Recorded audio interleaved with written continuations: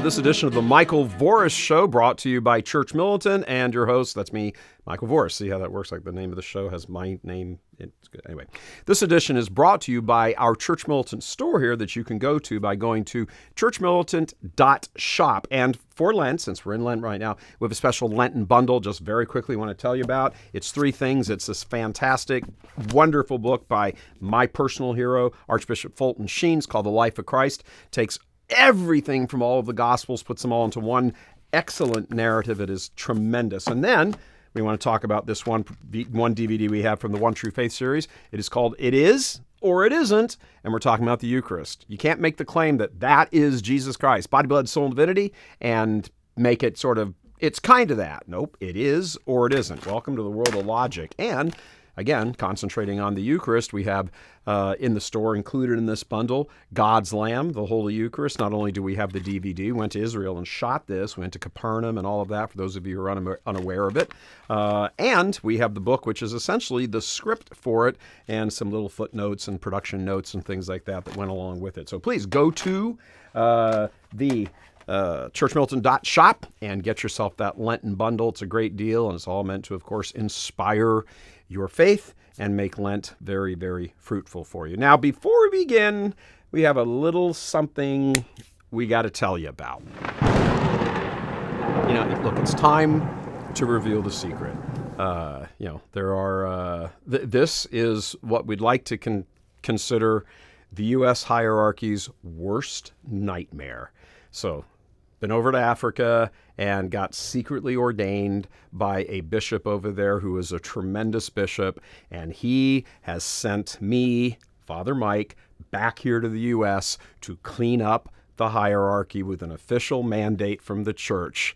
Bishops, brah, we're coming after you. Ho-ho! And now with a collar on. Actually, none of that's true, but we just figured we'd give him a heart attack for a while. So, we're going to talk about some things now. Isn't that cool? That was fun, huh? I know you're all going, whoa, did he get ordained? Yeah, well, the bishops were probably having a much wilder reaction than that, already texting, and, did you see Voris got ordained? Oh my gosh! Anyway, today we're going to talk about praise and worship. You know, you hear this all the time. There's even in Catholic churches, there's even a little songbook called Praise and Worship, and it's full of these kind of syrupy, watered down, not really high intense, high level theological things. There's a difference between sacred music and hymns and songs you sing at church. And particularly even in Protestant gatherings of congregations and things like that. As a matter of fact, that term, praise and worship, has been imported into the Catholic Church of Nice from Protestantism, something related to some aspects of the charismatic renewal as well in Catholicism. But let's talk about this for a moment here, about praise and worship. There are praise and worship sessions, I suppose you could say, at various Catholic college campuses. And I'm not talking about Mass. I'm talking about when they all get together and hold hands and wave, and there's a light show and a laser beam show and all kinds of like rock music and Christian rock and blah, blah, blah. Look, we're worshiping. Stop! No, you're not. That is not worship. Now, there's probably nothing wrong with it, as long as it maintains some level of respectability. Nothing wrong with regard to sin. It's not a sin to wave your arms around and, have a hypercharged emotional moment, thankful or grateful or whatever to God. But let's be honest, sometimes just showing off, one trying to out-emote the other one next to them. But leave all that aside. It's hard to judge people's intentions and things, but it's a safe bet some of the people in there are of that mindset. But worship is something specifically reserved to God and is instituted by God. The idea of worship isn't just, I'm going to do it. No. See, God commands worship. He commands worship the way he wants to be worshiped because he is God, and obviously, since he is the one receiving the worship, he's the one that gets to define what that worship will be. And that worship from God, from the chosen people, all the way forward, always entailed sacrifice. It isn't a sacrifice to be sitting in, a gathering of, whatever Christian rock music and wave your hands around. That's not even sacred music. It's just kind of, it's Christian rock, whatever that means exactly. But worship involves the people of God who are designated by God, worshiping him the way he has commanded he be worshiped. God is superior to us. There is a word from the Hebrew that sums up the relationship between God and his people, and from that relationship flows authentic worship.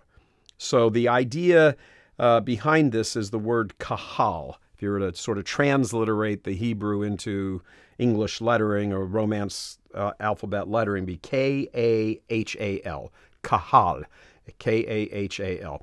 It means, in a general sense, it means the assembly or the gathering, but specifically in this, the Jewish sense of the relationship with God, it means my people. It's not, obviously my people gather together and they worship, but there's something beyond that. There's a level of intimacy here involved in the notion of kahal. It's not just a bunch of people sitting in the same room and they're all just kind of somewhat of the like mind.